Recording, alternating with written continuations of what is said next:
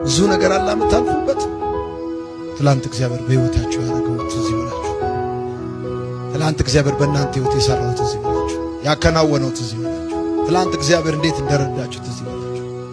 ትላንት እግዚአብሔር እንዴት እንዳገዛችሁ፣ እንዴት ካፈር ከትቢያ እንዳነሳችሁ፣ እንዴት የማይሆን ነገር የማይቻል ነገር የተበታተነ ነገር ገጣጥሞ እግዚአብሔር እንዴት እንዳሻገራችሁ ልክ ይወላችሁ። ዳውን የመሆን ስሜት ይሄ ልባችሁ ውርድ የማለት ስሜት ሲሰማችሁ ማስታወስ ያለባችሁ የከዷቸውን ሰዎች አይደለም፣ ፊት ያዞሩባቸውን ሰዎች አይደለም፣ ቀናይተው አድቫንቴጅ ያዙባቸውን ሰዎች አይደለም። ትላንት እግዚአብሔር በእናንተ ህይወት የሰራው ትዝ ሲላችሁ ሊፍት አፕ ነው የምታውቁት። ምንም ሞቲቬሽናል ስፒች አያስፈልጋችሁ፣ ቴራፒ አያስፈልጋችሁ፣ ሳይካትሪስት አያስፈልጋችሁ። ምንም ሻሽ አርጋችሁ ወይም ደግሞ የሆነ በር ዘግታችሁ ሱስ ውስጥ ልትገቡበት ምክንያት ነው።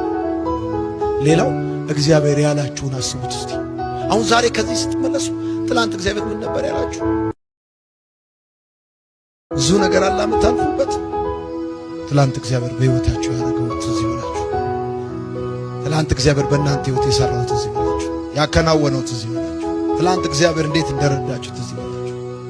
ትላንት እግዚአብሔር እንዴት እንዳገዛችሁ፣ እንዴት ካፈር ከትቢያ እንዳነሳችሁ፣ እንዴት የማይሆን ነገር የማይቻል ነገር የተበታተነ ነገር ገጣጥሞ እግዚአብሔር እንዴት እንዳሻገራችሁ ልክ ይወላችሁ። ዳውን የመሆን ስሜት ይሄ ልባችሁ ውርድ የማለት ስሜት ሲሰማችሁ ማስታወስ ያለባችሁ የከዷቸውን ሰዎች አይደለም፣ ፊት ያዞሩባቸውን ሰዎች አይደለም፣ ቀናይተው አድቫንቴጅ ያዙባቸውን ሰዎች አይደለም። ትላንት እግዚአብሔር በእናንተ ህይወት የሰራው ትዝ ሲላችሁ ሊፍት አፕ ነው የምታውቁት። ምንም ሞቲቬሽናል ስፒች አያስፈልጋችሁ፣ ቴራፒ አያስፈልጋችሁ፣ ሳይካትሪስት አያስፈልጋችሁ። ምንም ሻሽ አርጋችሁ ወይም ደግሞ የሆነ በር ዘግታችሁ ሱስ ውስጥ ልትገቡበት ምክንያት ነው። ሌላው እግዚአብሔር ያላችሁን አስቡት እስቲ።